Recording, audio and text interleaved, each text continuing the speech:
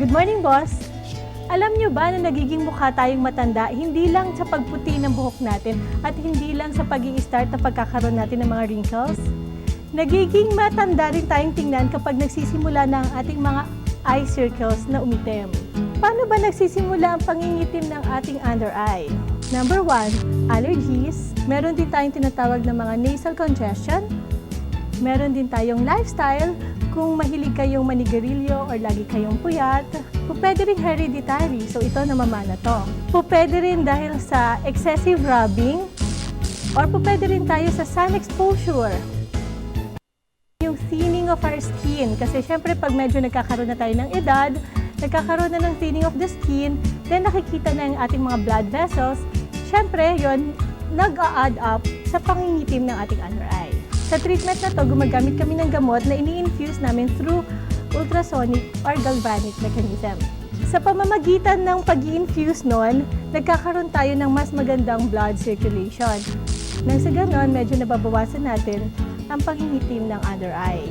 Normally, ang procedure na to ginagawa natin every week. Usually, mga 30 minutes to 45 minutes lang ang tagal nito. Hindi masakit, para lang tayong minamasahe habang ini-infuse natin yung gamot. Walang downtime, wala dapat gawin after, pero of course, kasama ng procedure na to, kailangan din nating ayusin ang ating lifestyle. Iwasan natin ang ating paninigarilyo or iwasan natin ang laging pagpupuyat. Ganun din, kung sakaling may mga nasal congestion, pwede tayong uminom ng gamot para maiwasan natin ang mga sipon, ganyan. Siyempre, Pilo, ngayon, trinit natin ikaw. Kailangan medyo bawas-bawasan ng paninigarilyo, ang pagpupuyat, at kung ano-ano pang hindi natin dapat ginagawa. Isa sa mga sikat na personality ang ating pasyente ngayon. At of course, abangan natin siya after a month or 2. At makikita natin na hindi na siya mas stress ang itsura at magiging mas gwapo pa at mas bata pa. Ito po si Dr. Eclipse para sa inyong dark eye treatment.